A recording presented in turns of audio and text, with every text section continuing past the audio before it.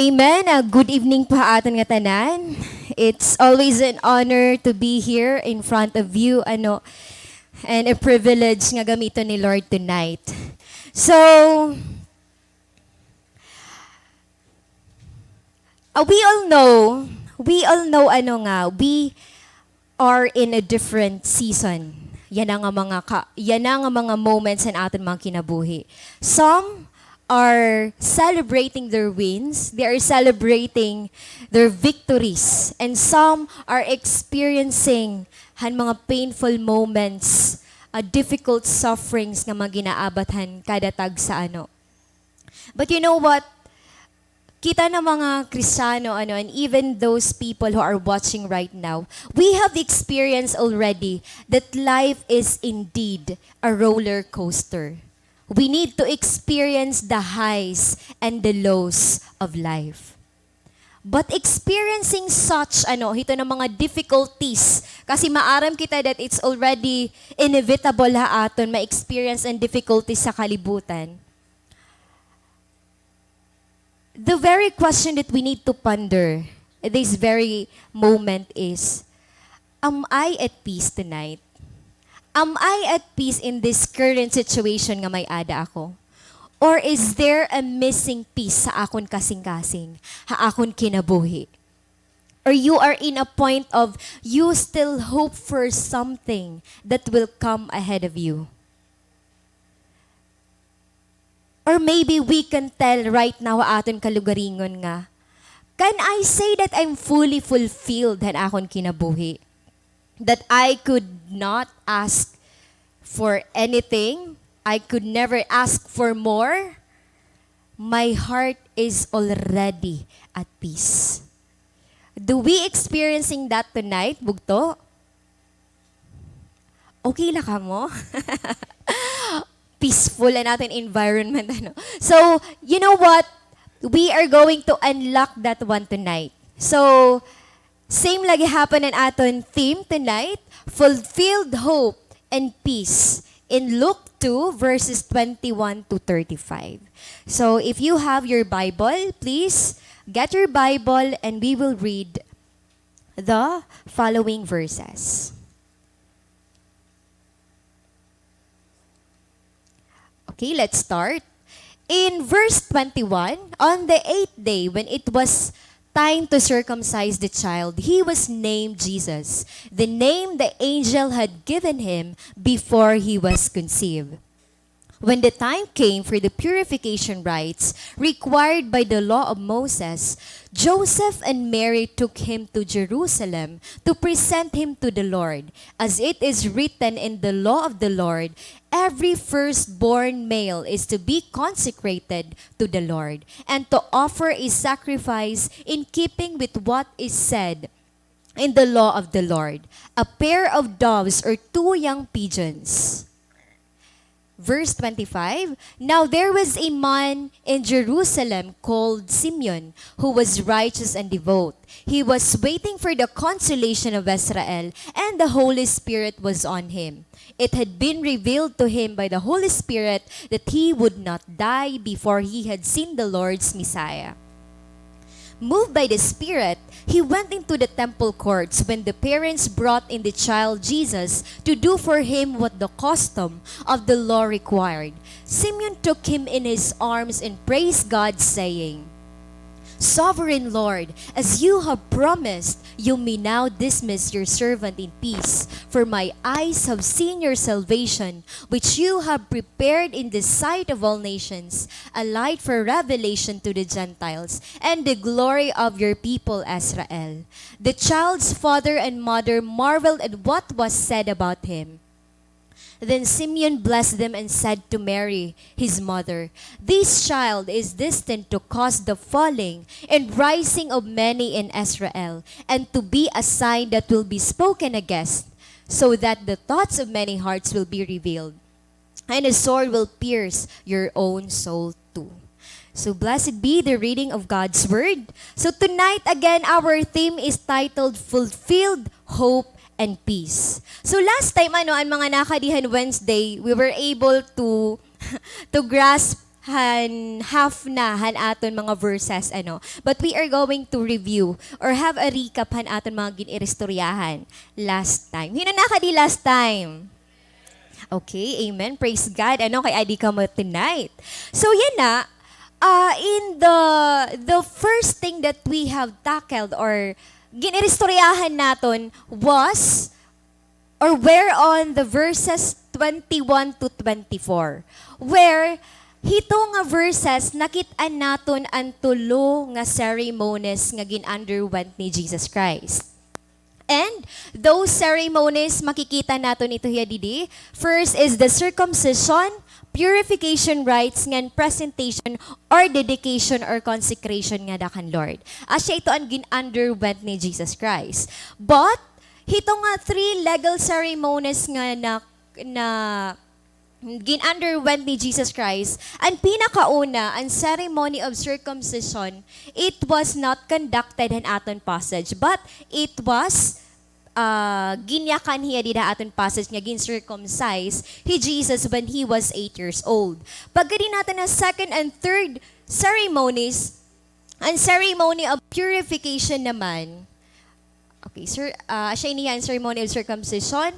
And the 8th day is circumcised si Jesus ngan, gingaranan hiya nga Jesus. But before that, even before makonceive Jesus Christ, hawom ni Mary, gingaranan na hiya an angel nga Jesus. Okay? So, next is the ceremony of purification. So, ang ceremony of purification is intended for Mary. Kasi in the Mosaic law, it was considered that if a woman birth a child that is a boy, in 40 days he is unclean. So, ceremonially unclean hiya, so she cannot go to the temple. Pwede hiya maghiman iya mga task, mga household chores, pero di riya pwede kumata simbahan, mag-serve nga dakan Lord. It's a big no-no, Mosaic law. So that's why she needs to be purified. So, asya ito nga, there is a need for purification rites. So, 40 days old didihi Jesus, hantay makinahanglan ma-purify he Mary. And makikita ito natin dito sa Leviticus 12 verses 1 to 8, ang law of purification. And lastly is the ceremony of dedication or ceremony of consecration.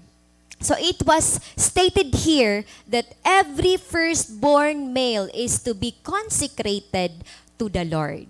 So Jesus Christ, hiya ang firstborn, the law required the firstborn to be presented nga dakan Jesus. That is why it is required.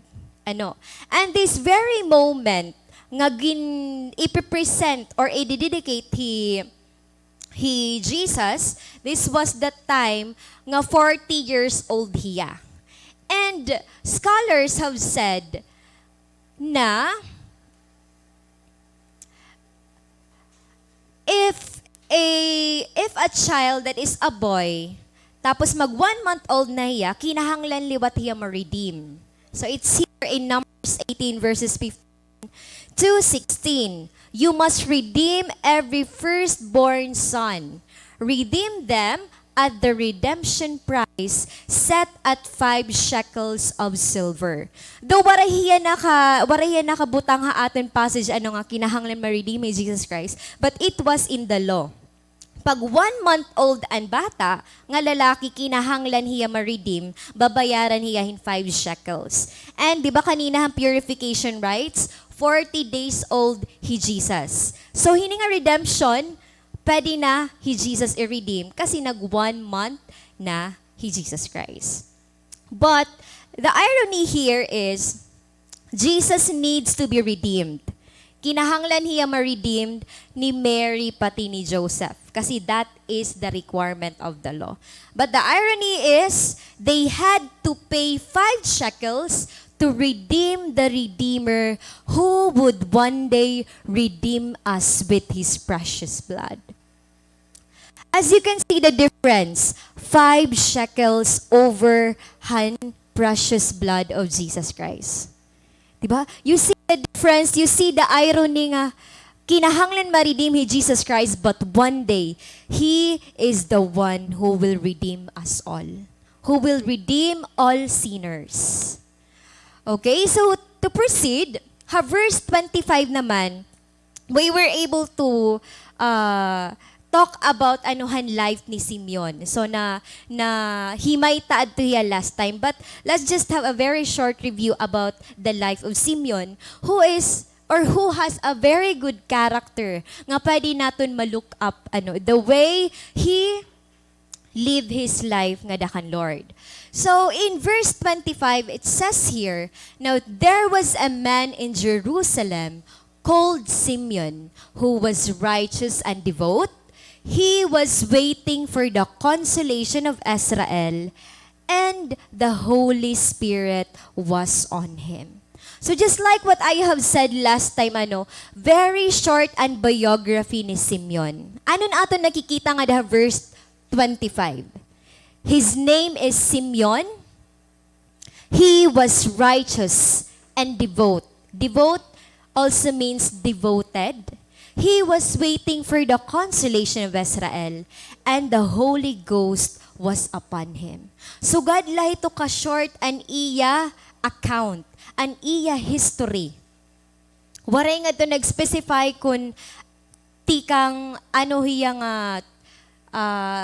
ano an iya ginlalakatan, ano sulutan iya bado, king bahiya, priest bahiya, waray nga to mag-identify kung ano ang details niya. But these were the details na nahatagla. Ini nga upat.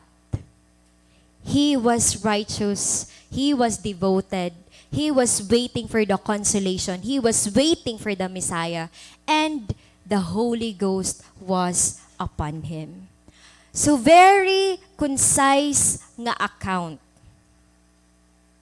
But you know what? He was considered to have an exact account of a whole man. Waray hiya titles. Diri kita maaram kung diin niya na-accomplish an iya elementary grade, secondary grade, an iya mga accomplishments and mga flying colors, diri kita maaram. Pero you know what? Ang brief niya nga account, and brief niya nga history tells us nga sobra niya nga kauupay nga follower ni Lord. Diba? You have seen very simple yet valuable an iya history, an iya account. Amen? Amen. So, just like what I have said, righteous, devout, filled with the Holy Spirit, waiting for the consolation, Simeon. That is the character of Simeon. So when we talk about righteous, righteous is a character before God and men. So when we talk about being righteous, it's what you do before God at the same time before men. It's not just solely to God, but at the same time, ha mga tao nga nakakaupod mo or ha mga tao nga diri mo kilala. Diba? Just like the first and second commandment, love the Lord your God and love your neighbor as you love yourself. So that is how to be righteous. And being devoted is a character before God with the idea of being reverent and careful about his spiritual life. So being devout or devoted, it talks about hanhaiyo ni Lord nga commitment. Hanhaiyo ni Lord nga communion, that you are very careful about your spiritual life. I-check mo kung ada ka pa ba ka Lord? Ada ka pa ba presence ni Lord? Are you still in the will of the Lord? That is our devotion, or that's how to be devoted nga da Ginoo. So mag-ibahira, pero may ada ini nga duwa characteristics, Simeon. According to Charles Spurgeon, naya kaniya that he blended in his character his duty to man and his duty to God. He was just and devout. This combination makes up a complete character. Just and devout, but this makes up a complete character. Probably you are in a point of telling yourself or asking yourself or pondering nga manayakan ka, kinahanglan ko Kinahanglan ko ma-reach an akong dream. Kinahanglan maging flight attendant ako. Kinahanglan maging doctor ako. Kinahanglan maging pulis ako. Kinahanglan ma-achieve ko ini nga balay. Damo an aton mga wants, damon aton mga needs, damon aton mga desires and prayers. Siguro damon mga longings because we all experience those desires. Those prayers, may kita mga prayers nga ginpi-plead nga dakan Lord. But you know what? The biography of Simeon is short, yet complete. Complete hiya and that is already enough of a biography for any of us here. Complete na hiya para maging biography taliwat. Nga, ini, Cherise, follower ini hiya, disciple ini hiya, nagsiserve ini hiya, humble ini hiya, nakikita hi Lord didaha iya. Overhand, ay Cherise, mayaman ito hiya, kuan ito hiya. Diba? Because all of those things nga na-experience natin nga diha kalibutan, they are all temporary.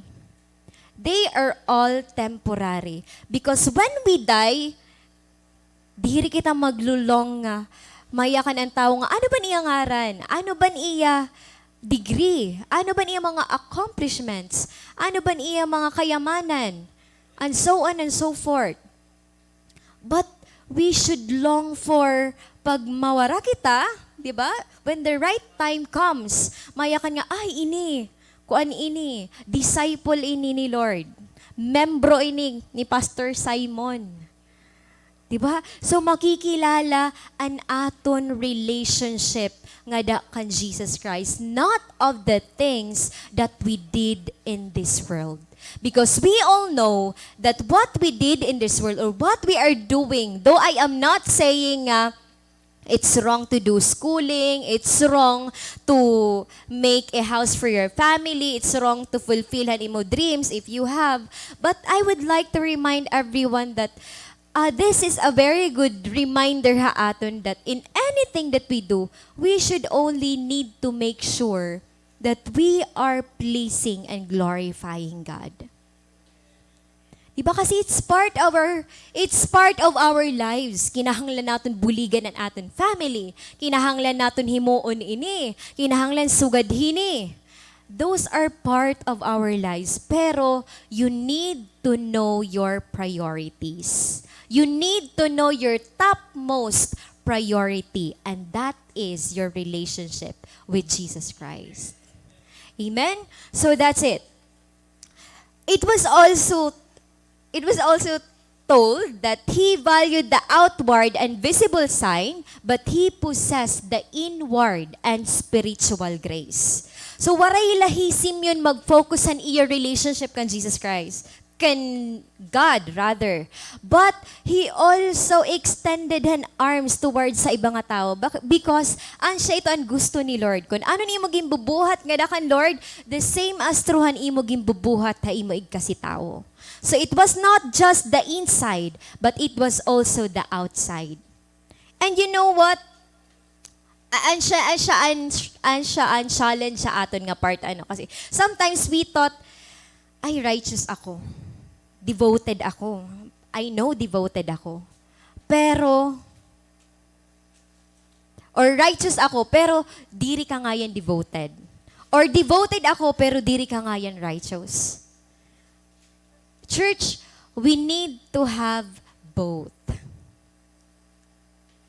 Kung devoted ka, show compassion towards people. If you are sharing or extending compassion towards people, you have the act of kindness na ginshare ibang nga tao. Same as true. Make sure that your commitment and your communion and devotion to the Lord remains or present. So diri hiya pwede magbulag just like Simeon. Very concise, very short an iya biography. Pero it tells a lot. And it's really valuable han iya mga gimbubuhat. Amen? Amen. Sige, okay pa kita. Alright. So, let's proceed to verse 26. So in verse 26, it says there, it had been revealed to him by the Holy Spirit that he would not die before he had seen the Lord's Messiah. So maaram kita that guided nga hinled he Simeon han Holy Spirit. So at that very moment, the Holy Spirit revealed to him, nga Simeon, you will not die unless you will meet the Messiah. Ngan given hiya nga may ada, i-reveal ang Holy Spirit because even in the previous verses, it was already told that the Holy Ghost was upon him. Meaning, Simeon was under the direction of the Holy Spirit. That's why may adagin reveal, he Holy Spirit kan Simeon. And in the next verse, verse 27, moved by the Spirit, he went into the temple courts when the parents brought in the child Jesus to do for him what the custom of the law required. So he was moved by the Spirit. He was led by the Spirit. So automatically, nag-obey inihi Simeon. Nag-obey hiya nga magkadto ha temple. And you know what? It's not unusual. Kay diin man nga place pa magi-expect si Simeon para ma-meet and consolation for Israel or an Messiah. Of course, it's only in the temple. So, basically, mangyayari talaga ya or makadto talaga Simeon aside from following the instruction of the Holy Spirit. Pero of course, mabugat ang instruction ng Holy Spirit. That's why he had obeyed the Holy Spirit.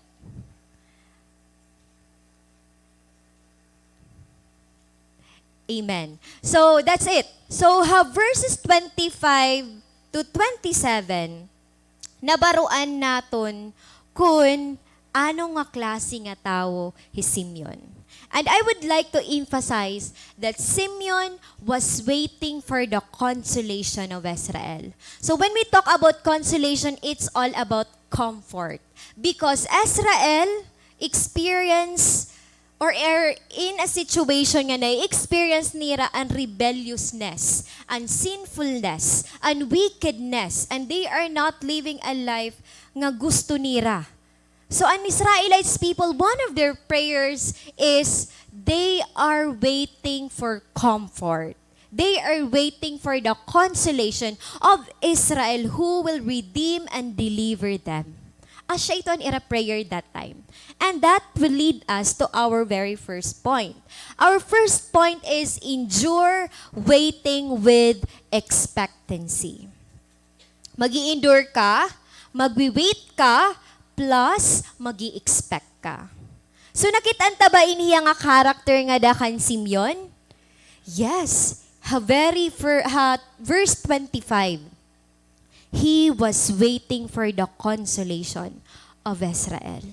Though waray nakabutang nga da kung pirahiya ka years nag-wait, but it tells that he patiently wait because of his character of being devoted nga dakan Lord.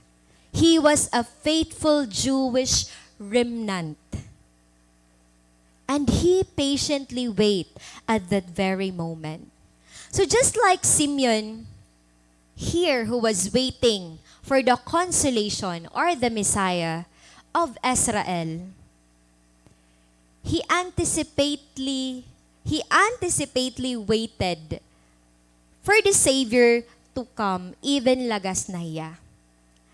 Even lagas na he kept going to the temple, believing nga igfulfill. Kasi may ada promise and Holy Spirit nga diri ka mamamatay unless diri mo makita ang Messiah or the consolation of Israel. And you know what? Simeon's hope never cease sa iya kasing-kasing. Waray papas. Waray mag-waver an iya hope nga this is the promise of the Holy Spirit that one day I will meet the consolation of Israel before I will die. His hope never cease. He knows his very purpose in life. Maaram hiya. Very clear an iya purpose nga nagwi-wait hiya han consolation han Israel. ngan he knows his priority. That's why he keeps on obeying the instruction of the Holy Spirit. Maarami yan priority niya. That he needs to wait because he needs to meet the consolation of Israel. So you know what? What happened to Simeon? He had endured to receive the fulfillment of the promise of the Holy Spirit. So waray lahiya mag-wait. Nag-endure hiya. Nga nag-i-expect hiya sobra nga makikilala or mamimit niya ang Messiah, ang consolation of Israel that they've been waiting for, that they've been praying for. Again, diri la normal an iya ginwi-wait. Diri normal person, diri normal nga occasion la an iya ginlulook forward. But he was waiting for the Savior of the world. He was waiting to meet Jesus. And that is the hope that is inside in his heart. Asya an hope nga makita ang Savior to deliver the Israelites people. And maybe in this season that we have right now, ada kitahan mga waiting moments naton. Perhaps it is related in aton mga personal lives, han aton family, han aton work, han aton ministry, or even han aton personal relationship nga dakan Lord. You know what? We have to endure the process of waiting. Kung ano niya mo ginwi-wait yan na, just like Simeon, we need to endure.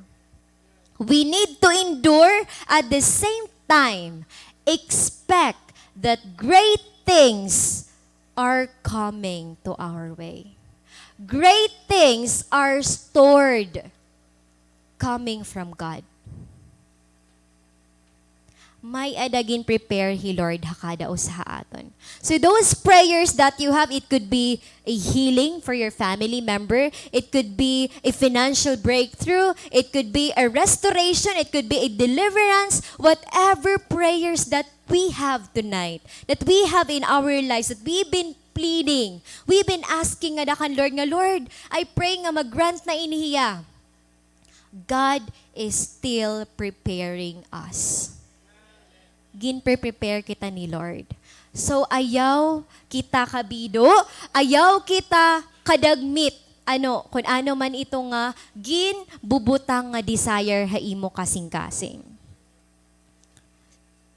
In Romans 8:25, it says that, but if we wait expectantly for things we have never seen, then we hope with true perseverance and eager anticipation.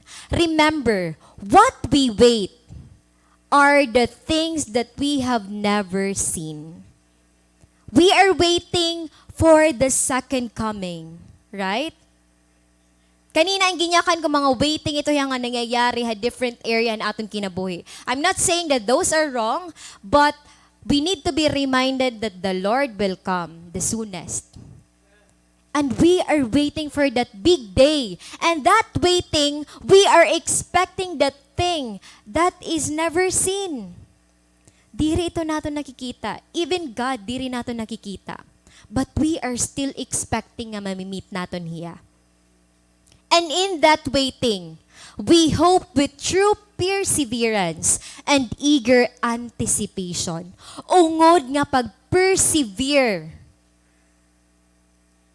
Intentional. Sincere. Genuine. Nga imo paghulat. Diri nga uyag-uyag. Diri nga waray-waray. Diri nga on and off. But you are intentional with your purpose. You are intentional to meet Jesus one day. With true perseverance and eager anticipation.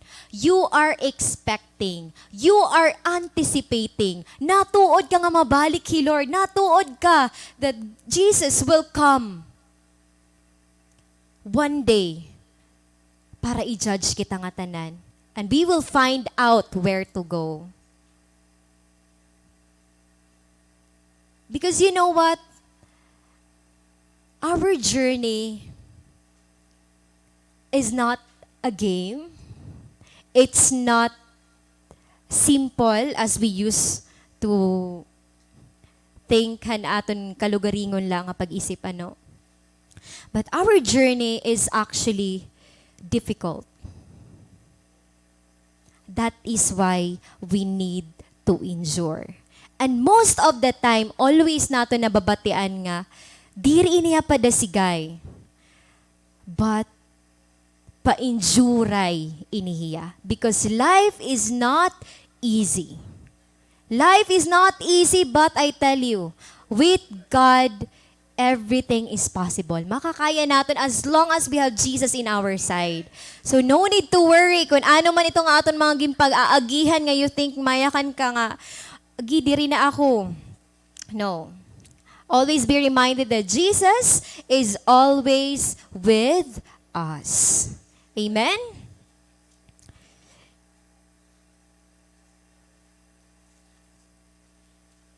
Okay, so we are to wait for the second coming of the Lord. And of course, as we wait for the Lord, we have to work out our salvation. Magiging intentional kitahan salvation nga, ginhataga aton han Ginoo. Never forget that we are not for this world, we are only travelers and we will be perish soon, ma-perish ini, mawawara ini tanan. So we have to evaluate. Evaluate kung anon aton ginhuhulat, ngan kung ano ang mga paglaom haatan mga kasing-kasing, ngan kinabuhi yan nga gabi. So seek more of what truly matters. Bangin naka-disarrange animo priorities. Animo number 1 priority, aadi na number 5. So we have to evaluate tonight. Check your priorities. Seek what truly matters. Seek for the eternal things and not for the worldly things.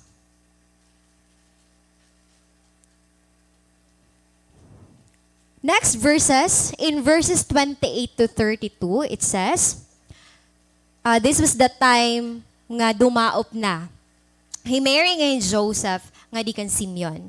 And Simeon took him in his arms and praised God, saying, Sovereign Lord, as you have promised, you may now dismiss your servant in peace. For my eyes have seen your salvation, which you have prepared in the sight of all nations, a light for revelation to the Gentiles and the glory of your people, Israel. So this was the time nga kuha na ni Simeon, he Jesus Christ. So baby pala, he Jesus at that very moment.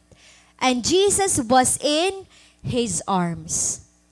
Di ba kanina nayakan ako, there is a promise kan Simeon. Meaning may dahiyagin we wait. Asya nag-endure hiya nga, nag-i-expect hiya. And this lead us to our next point, which is receive assured fulfillment from God. Again, receive assured fulfillment from God. So in these verses, na-fulfill. An assurance nga ma-fulfill, an promise haiyahan Holy Spirit was fulfilled in these verses.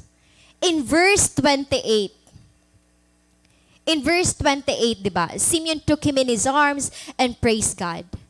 This is where the promise of God has been answered. Nayakan ng Holy Spirit, you will not die unless you will not see the consolation of Israel. And he was waiting for that big day. And ito nga day, the promise of God through the Holy Spirit was fulfilled. And what Simeon did, he praised God. Ginpraise niya, Lord, why? For keeping the covenant. For keeping His promises. His promise to Simeon nga diri ka mamamatay unless diri mo makita ang Messiah. And he was praising God because it was a great privilege to witness and to meet the Savior of the world. He was totally in awe. Sobraya nga nalilipay. Di ba kasi though we are not sure kung pira ka days siya nga nag-wait, ano nga mga difficulties ani ginagihan, pero I know that he was really anticipating. Nag-anticipate hiya duro nga makikita ko, mamimit ko. And it's a great joy. Maski kita yan na kunyak nun kita nga sige, may ada kita session niya na mamimit nato ni Jesus Christ. Bangin magkagulo kita. Because we are excited. Because this is not just a normal person. This is the person who saved us all. From the darkness to light. Hiyaan naghataga aton ng paglaom. Hiyaan nagigugmaha aton beyond han aton mahuhuna-huna. So extravagant he Jesus Christ. He was not just a normal person. He was praising God at that very moment. And talking about the fulfillment, the assurance that God will fulfill His promises. In Joshua 23 verse 14, it says here, "Now I am about to go the way of all the earth. You know with all your heart and soul that not one of all the good promises the Lord your God gave you has failed. Every promise has been fulfilled. Not one has failed." That's how faithful our God is. That is why there is an assurance. Tonight, we need to receive the assurance of fulfillment from God. Your prayers, may ada ito yan, nakaakibat nga promise. Nayakan hi Lord. As long as maging patient ka han paghulat. And as long as it is aligned according to the will of the Lord. Nakaakibat ito. May nakaakibat ito nga promise nga dakan Lord. So Messiah was in His arms in that very moment. And what's beautiful here, Jesus resting in the arms of Simeon, and Simeon resting in Jesus' salvation. And now, we are here resting in Jesus' salvation too. The most awaited time, nakada na. Jesus was in His arms. He was praising God. He was greatly in awe. Because maaram hiya that this is the salvation. And this salvation na ginyaya ka ni Simeon, ansya liwat an aton salvation. And praise God. Grabe ang paghigugmahan Ginoo haaton that He gave His only begotten Son, the King of Kings. Ginhatag niya aton para ma-redeem la kita, para ma-save la kita. Ansya ito'y anihinabuhan verse 28. For verse 29, nayakan di Simeon that, "Sovereign Lord, as you have promised, you may now dismiss your servant in peace." Ang promise ni Lord, diri ka mamamatay unless diri mo ma-meet ang Messiah. Na-meet na niya ang Messiah. Ano niya ka ni Simeon? Sovereign Lord, you may now dismiss your servant in peace. At the time, ano niyo makikita nga di?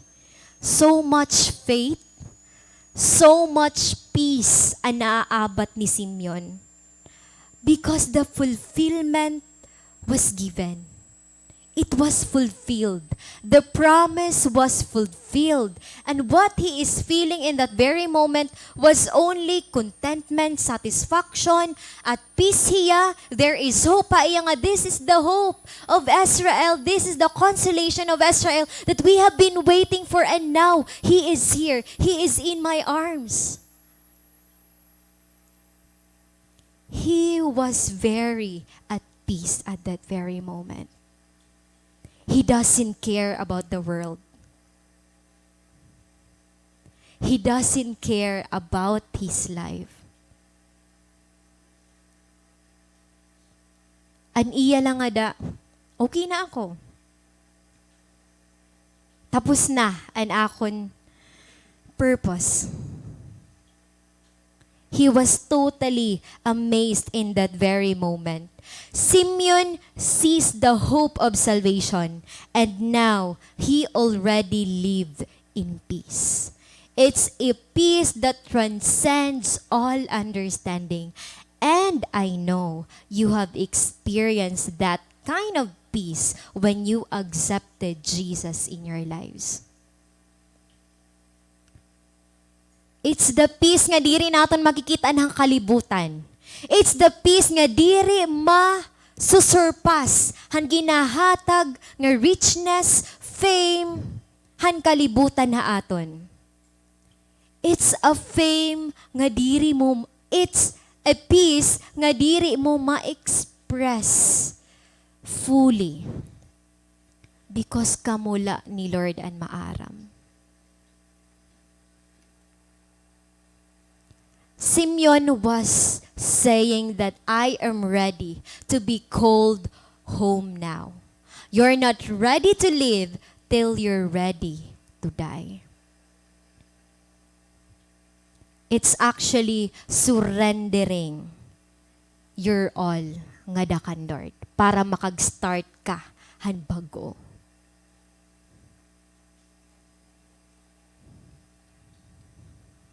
Next, in verse 30, Simeon said, verses 30 to 32, "For my eyes have seen your salvation, which you have prepared in the sight of all nations, a light for revelation to the Gentiles, and the glory of Israel." So, in that very moment, gin-declare na niya nga, this is Jesus. This baby is the salvation. And my own eyes have seen the salvation at that very moment. And maaram hiya nga Jesus is the only means para ma-deliver ang kalibutan. Ma-deliver ang Israelites. And you know what? The purpose of Jesus was not to come for the righteous, but to come for the sinners. Matthew 9:13.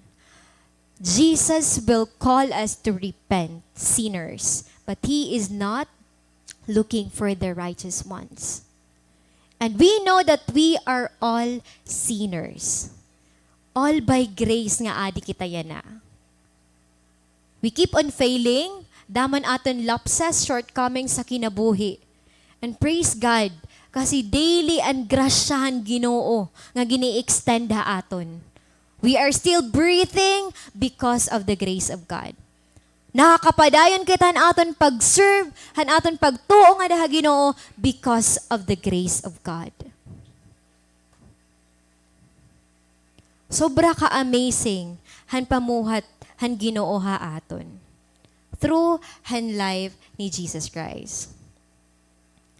And here in verses 31 to 32, you have prepared. Naya ka ni Simeon, which you have prepared. Angin re-referhan you have prepared, it's Jesus. So you know what? Jesus was not just a human accomplishment, just like what I have told you before. Diri lahiya nga ay anak hiya ni Joseph pati ni Mary. But He was a divine gift of all humankind. He was a divine gift. The world is in chaos. The world is so rebellious. The world is so wicked that we don't want even to live in this world for a very long time. Ano kung tatagan lang kita option, pero waray kita choice. Kung tatagan kita option niya na, do you want to continually live or not? Of course. Siguro, iba-ibaan aton magiging response, ano. Pero if you are in that situation nga great suffering ang imo naaabat, but mayakan ka nalaada, and we experience that when we, time nga waray pa naton makilala hi Lord. Umabot kitahan point nga, waray sense ini ang kinabuhi. I will end this life. Damon imo regrets, damo an imo mga sins nga gin-commit, damo an imo mga nabuhat nga you think dapat waray ko himua. So gin-conclude mo imo kalugaringan nga diri man nimo upay nga kinabuhi. But praise God because God meet us hito nga moment nga nadiri na kita magpadayon na kinabuhi. God save us from the darkness. He placed us halite. Waray kita pabay ni Lord. Amen? So in these verses, gin prophesy liwat that Jesus will be the light for revelation to the Gentiles. And this is the first time nga na-include he Gentiles nga masisave. Kasi before, in the previous verses, it was only referring, the all people nga phrase was only referring to the Israelites. But in this moment, it was already referring to all nations, including the Gentiles, including you and me. All of us. Included na kita. Sugad hitoan, gugma ni Lord haaton nga tanan. In John 12:46, it says, I have come as a light into the world, that whoever believes in me should not abide in the darkness. Jesus was the light for revelation, to dispel darkness, para bumalik kita, ha Ginoo. Hiya ang ginggamithan ni God para bumalik kita, ha iya. So Simeon did not wait in vain. Diba? We are still in the second point where and second point is to receive an assurance, receive assured fulfillment from God because Simeon already received hito nga promise. So na-fulfill ito that moment. So Simeon did not wait in vain. If God fulfilled His promise to Simeon, He will also fulfill it to His people these days. Kung faithful He Lord kan Simeon, it's the same God that we are serving and worshiping at this very moment sa aton mga kinabuhi.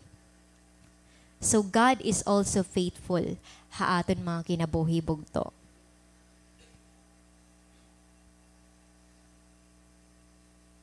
However, Simeon, he was just and devout. He was waiting expectantly, han Messiah. The Holy Spirit was upon him. Let us try to contemplate han character nga may aday Simeon. A very complete character, very short pero complete hiya. We have seen life ni Simeon that there is an assurance of fulfillment of hope and peace through the salvation of Christ. And fulfillment and hope and peace that very moment na fulfilled. Hope kay Jesus the Messiah was there already. Peace, Simeon witnessed how faithful the Holy Spirit to fulfill the promise nga makikita niya ang Messiah before He died. And that was, Jesus was the answer of His prayer. So there is a fulfillment of hope and peace sa part ni Simeon. He was really peaceful. Sobra ka peaceful that time nga. Grabe, ikaw daw. Kung may ada, He Lord, gin-fulfill ha imo kinabuhi. Ano ang feeling pag may gin-fulfill He Lord? Nakapasar ka ni imo midterm exam. Pag may gin-fulfill He Lord, iba ang feeling, di ba? Iba ang feeling nga naaabat naton. Or may ada ka, ani mo classmate nga mo gin-pray, gin-receive niya Jesus. Iba ang feeling. Ang nafe-feel yan na ni Simeon, na witness niya Jesus in His arms. In that very moment. So di rin natin makomprehend fully kung ano gud niya ginaabat in that very moment. Pero surely, sobrahaya nga ka-contain han joy iya mga kasing-kasing. Never forget that in Christ alone, everyone will be saved and redeemed. Can Jesus la? It's not our works. It's not the things that we have. It's not our accomplishments and all, but it's only in Christ Jesus. Never lose track that there is an assurance of fulfillment of what Christ has promised to His people. Perhaps different situations and problems and aton mga na-experience yan na. They are part of our journey, but as followers and disciples, we should never forget the truth that there is hope in the name of Jesus. An ungod nga hope aada kan Jesus Christ. If you have received Christ already, do not leave Him anywhere. Never lose track of your main purpose. Ayaw naton iglive lamas kidiin hi Jesus. In Ephesians 2:8, for by grace you have been saved through faith, and this is not your own doing, it is the gift of God. The salvation that we have received, it is a gift of God. Diri ito natin pinagpaguran. Diri ito hiya may effort kita nga ginhimo, may da kita ginpalit, may da kita ginbalyo, but it is a gift of God. Hino ba kita para ma-receive ito hiya? We are nothing. Sobrang nga worthless naton. Diri kita worthy. But God still gave the King of heavens, Jesus, for us all. And in verses 33 to 35, says here, the child's father and mother marveled at what was said about him. Then Simeon blessed them and said to Mary, his mother, this child is destined to cause the falling and rising of many in Israel, and to be a sign that will be spoken against, so that the thoughts of many hearts will be revealed, and a sword will pierce your own soul too. So in this very moment, nagkamay-ada na moment Simeon pati and baby Messiah. And what happened here is, he marrying ni Joseph, they were astonished. Hito nga senaryo nga ira nga na witness. Kasi grabe nan pag-declare, pag-prophesy nga dani, Simeon. Nga asya ini magsisave ang world, asya ini magiging light ang mga Gentiles. He was praising God. He was joyful at that very moment. Great awe ang iyan na experience ni Simeon. Ang na-astonish siya nga, that's the very first time that they met Simeon. Pero sobra ang declaration nga ginahatag ni Simeon that moment. Di rin nila kilala. That's the very first time. So nag-wonder hira nga, di rin man nakilala amon. Kaya ano sugad na lahini ang mga declarations. Sugad na lahini mga prophecy. Pero at the same time, they have realized nga, grabe talaga ang pamuhat ng Ginoo. Because natugma, han instruction haira ni Lord. Diba? They were also instructed. And they were faithfully obeying the command of the Lord. Even they were faithfully obeying the law of the Lord. From the moment nga ginanak ni Jesus Christ, from the moment nga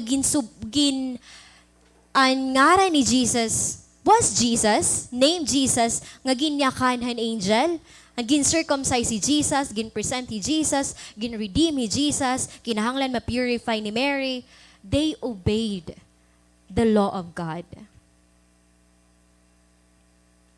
So at that very moment, na-amaze liwat hirang, wow, ungod initanan. That very moment, waray doubt na makikita. Haside ni Simeon, haside ni han parents ni Jesus. And that will lead us to the last point for tonight. Share the consoling promises. the hope and peace found in Christ alone. Share the consoling promises. The consoling promises are found in the word of the Lord, in God's instruction. So same as through kan Simeon, from the moment nga na-meet niya ang Messiah, na-meet niya ang consolation for Israel, waray hiya maging silent. He was praising God. He was declaring. He was in great awe. Nga iya pagin bless si Mary nga ni Joseph. Nga nag-prophesy pa hiya that very moment nga ini nga iyo anak, it will cause rising and falling of the Israelites people. Ini nga iyo anak magkakos ini hiya his salvation. At that very moment, Simeon was declaring. Simeon was prophesying. And same as true, haaton, we have to share the consoling promises. Ano ito nga consoling promises? If you have received hope and peace of consolation, kung na-receive mo na si Jesus Christ, I believe that you have the hope and the peace in your heart. Then it must be shared. Kinahanglan ma-share ang nag-uumapaw ha imo kasing-kasing. Kinahanglan ma-share hi Jesus nga ada imo kasing-kasing. Just like what Simeon did, waray hiya maging silent. Waray hiya maging silent at that moment. And in the verses 33 to 35, may ada kita tulong nga signs, images rather. May ada kita tulong nga images of the prophecy, ang mga prophecies nga da ni Simeon. According to Warren Wiersbe, nga makikita naton. Una is the stone. So, though warahiyang at the passage, pero the stone is very important in the Old Testament. And the stone is considered to be God. The stone, hindi ko consider nga hiyaan God. So, Jesus was considered as the stone or rock of Israel. He was considered as the rock of our fortress. But you know what? Di ba ang prophecy ni Simeon? Let's go back. This child is destined to cause the falling and rising of many in Israel. The stone will also be a rejected cornerstone. May ma-accept kan Lord, may ma-reject nga na kan Lord. He is our fortress, but not all will accept Him. Not all will accept Him. Second is the sign. So it will be found in verse 34. Makikita niyo want to be sign that will be spoken against. This sign is considered an image of Jesus, which is considered a miracle. Pero di riya na-refer ha miracle nga demonstration of power. Pero it greatly tells us for a revelation of divine truth. He is the miracle that reveals the divine truth.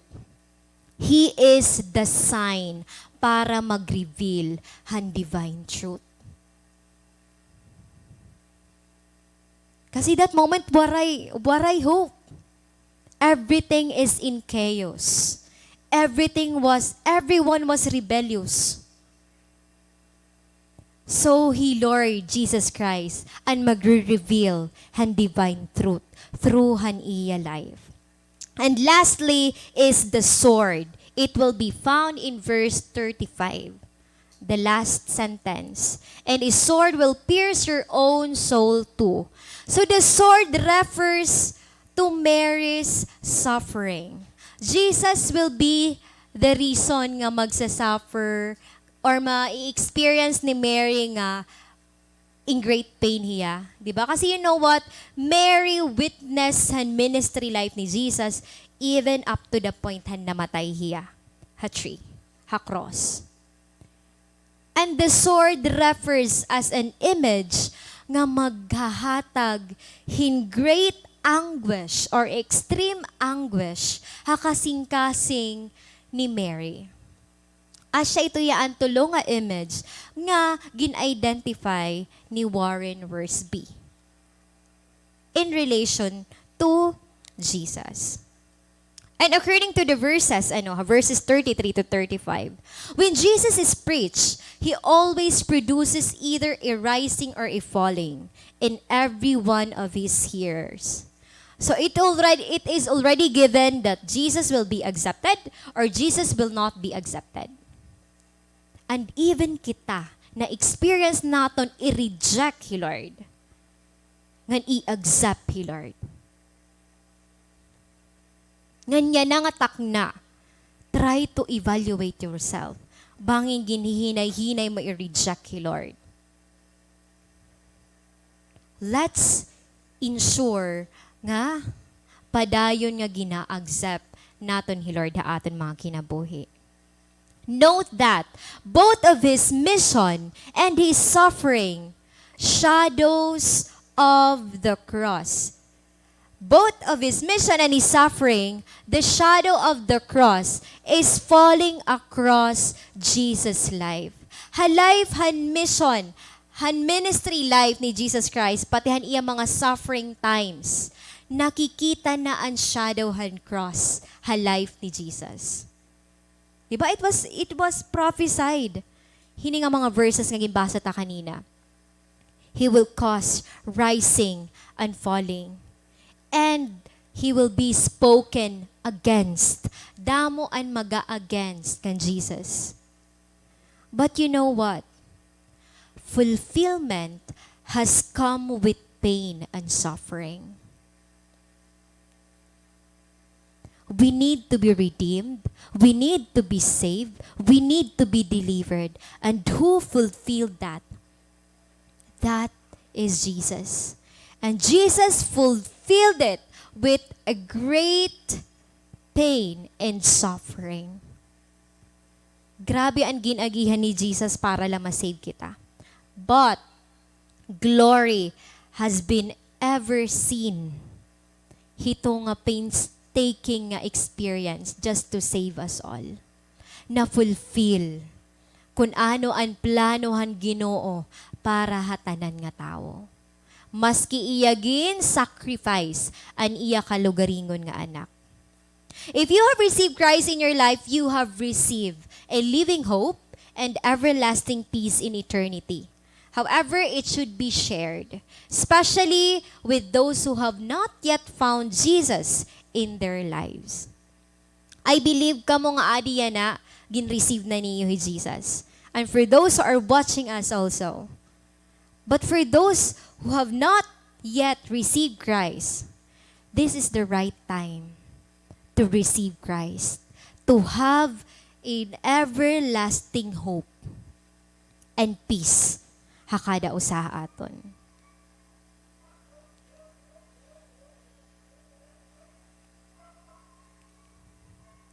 Charles Spurgeon said, I believe that there is consolation for Israel in the substance of faith and the evidence of things not seen. Ideas are too ethereal to lay hold of. The anchor we have is sure and steadfast. You know what? What kind of faith and may ada nga dihi Charles Spurgeon? He was believing that there is a consolation for Israel. And it is a substance of faith, even the things not seen. Maski di rin nakikita. Nayakan niya didi, ideas are too ethereal. Mangyakan kita ethereal, it's something that cannot be grasped right away. Unearthly, nga diri mo yung madi-describe, may explain and all.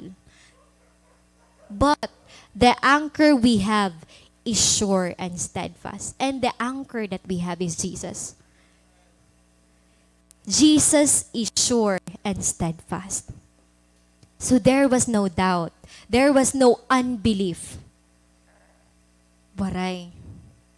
So we really need to be sure with our faith.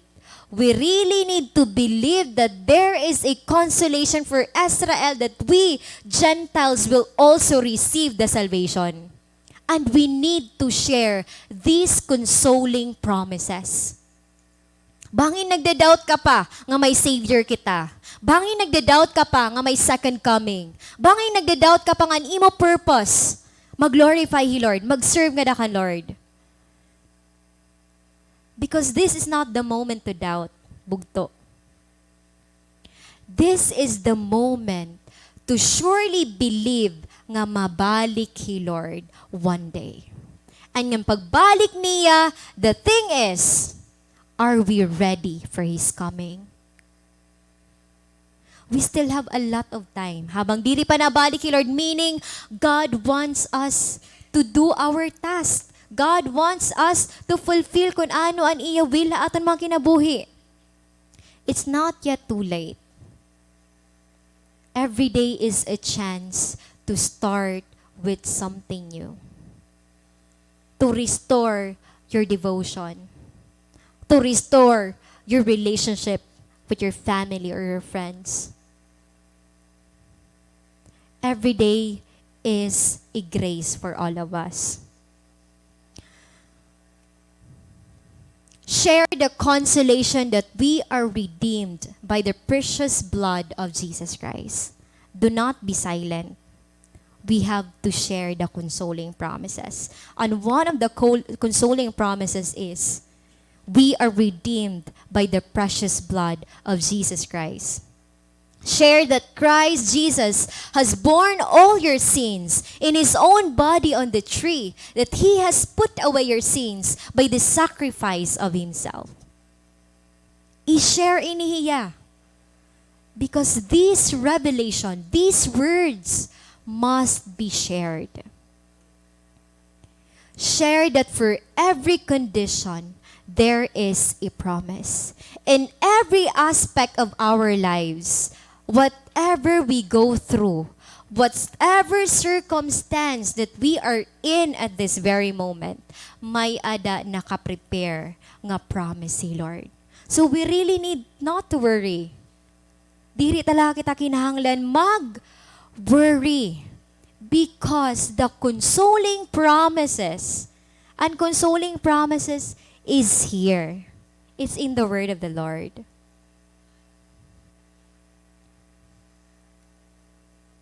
And now, let me ask you this question. In your most unwanted, painful, and difficult situation, who saved you that very moment? You look back.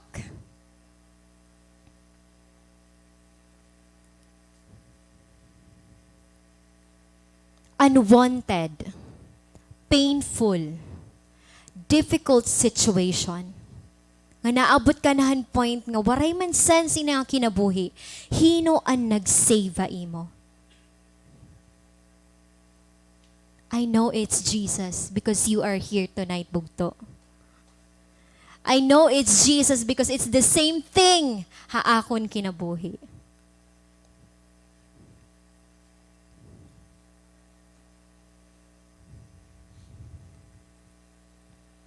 In Romans 5:1, therefore, since we have been made right in God's sight by faith, we have peace with God because of what Jesus Christ, our Lord, has done for us.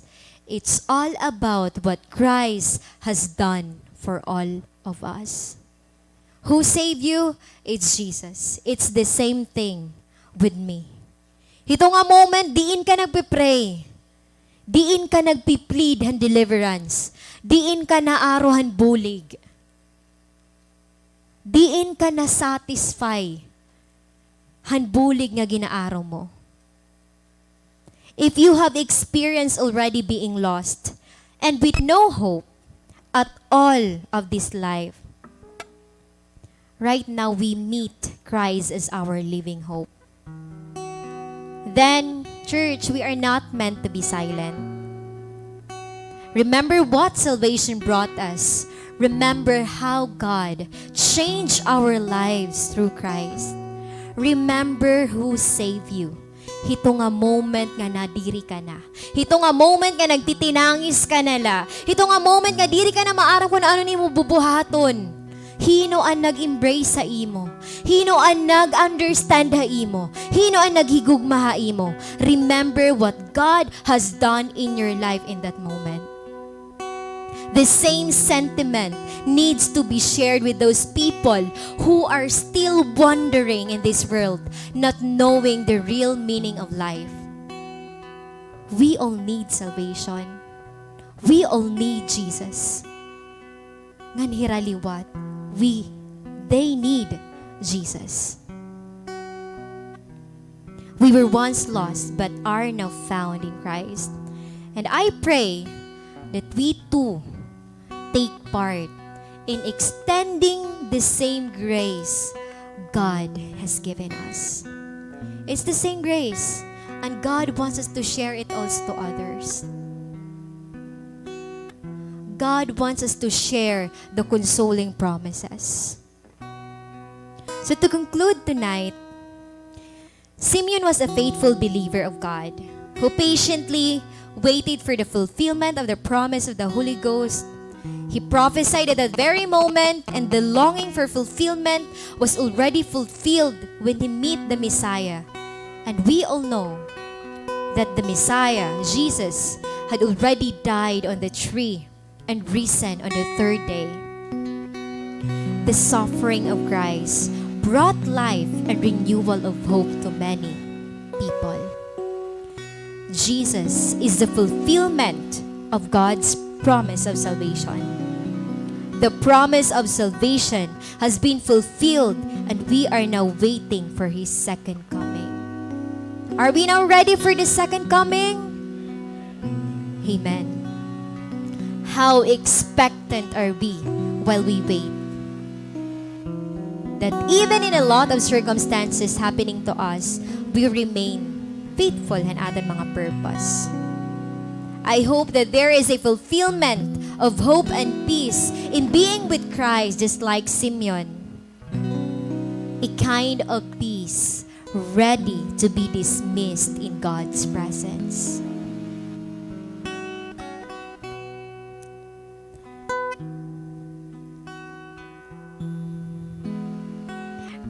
Before we end, let me share to you a very short video. Testimony of Pastor Albert of CCF, titled Peace in Letting Go and Hope in Moving On. I met my wife, Gina, when we...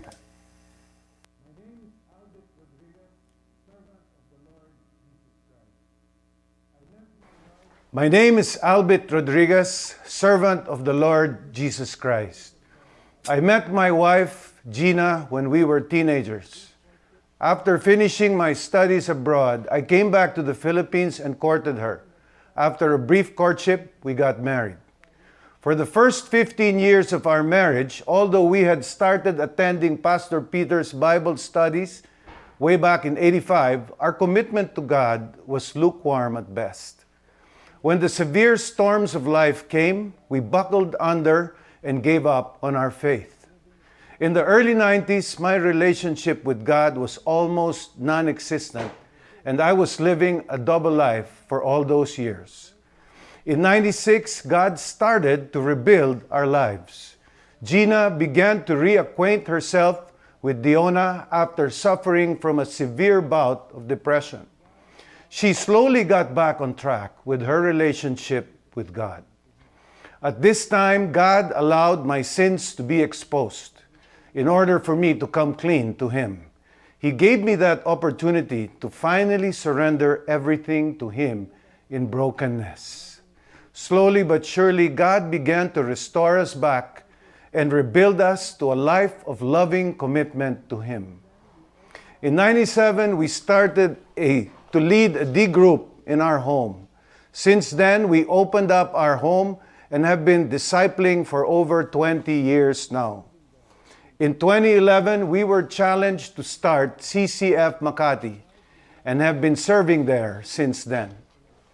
In May 2019, my wife began to manifest severe pain in her abdominal and pelvic area. Despite seeing various specialists, they could not detect any serious illness. By September, the pain had become excruciating. It was only a month after that it was finally diagnosed that Gina had squamous cell carcinoma, stage 3B cancer. The next 3 months were spent mostly in the hospital as she went through chemo and radiation therapy. By mid-December last year, we received the good news that the tumor had disappeared, and we thankfully began to look forward to her recovery. On the first week of January, we finally went home. 2 months later, we were supposed to get another PET CT scan to follow up what had happened to her. But unfortunately, the pandemic was already creating havoc, and Gina refused to go to the hospital. By April, she began to complain about pains in various parts of her body. At first, we thought it was some kind of bone-related arthritis or similar sickness. By this time, without our knowing, the cancer had already metastasized and spread to several parts of her body. When we were finally able to do another PET scan in June, this confirmed the extent of the secondary cancer, which had aggressively spread so quickly in such a short period of time. The next 2 months were times spent in deep prayer and reflection as we faced the truth that God may very well be calling her home.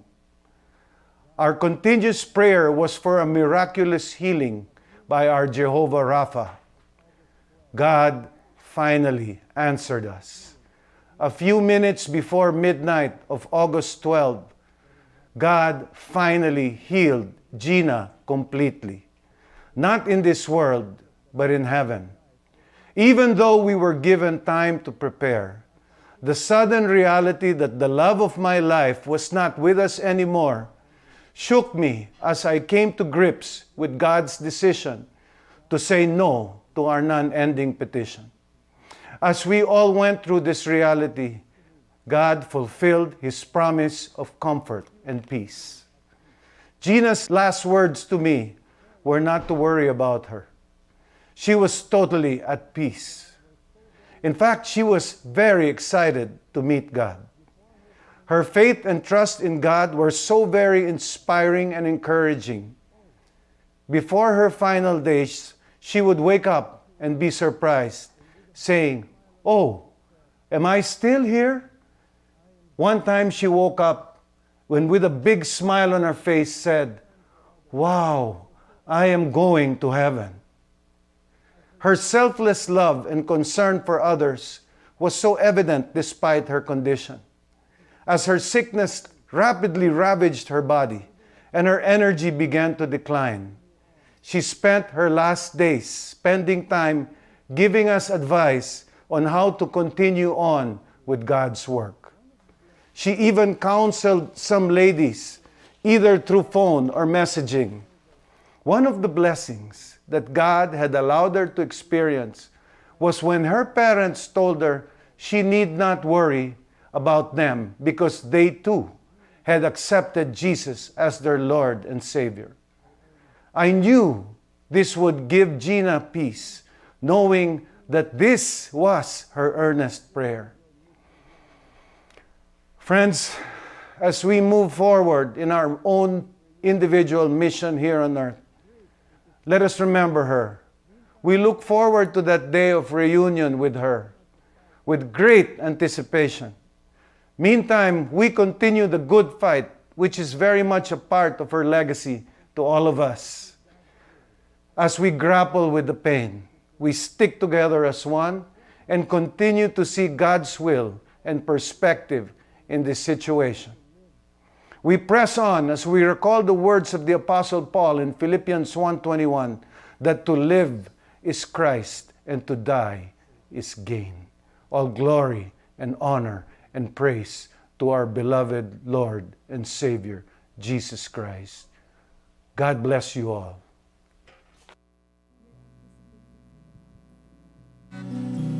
God while we are still here in this earth, we need to continue fighting the good fight of faith. We will receive the fulfillment of hope and peace because of what Jesus Christ has done for all of us. It's not about who we are and what we do. It's all because of Jesus.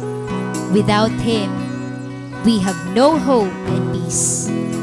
We will be forever in wonder of the world, searching for love, satisfaction, attention, fame, richness, and many more. Our lives today are directed because we have Jesus in our lives. He is the only way, the only truth, and the only life for us to go to heaven. Church is like Simeon who lived solely to God, ready to die when he met the Savior, fulfilled in peace and hope because his purpose was already served. Even in the longest waiting of his life for Israel's consolation, he tasted the joy and glory brought by the Messiah. From the moment he met Jesus in the temple, he is now ready to die in peace. He is now ready to depart from this world filled with great joy in his heart. And I pray tonight that we too need Jesus. We are filled with abundant joy and ready to let go of all the things of this world, fulfilled and satisfied with salvation given by Him. Never forget that fulfillment of our hope and peace can only found in Christ Jesus. Hallelujah. Jesus, you're our hope, God.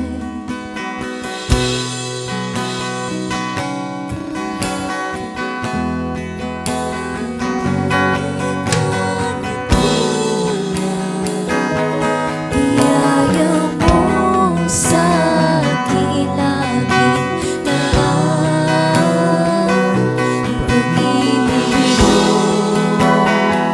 sa akin.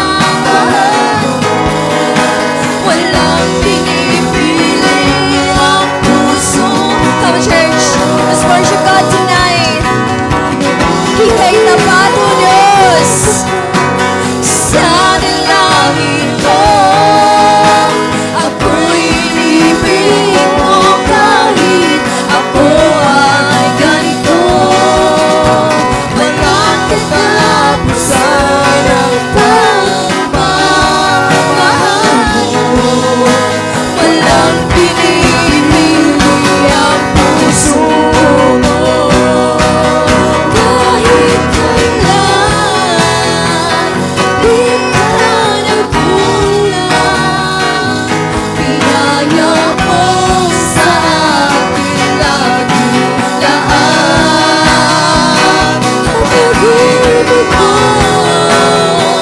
sa aking walang hanggan.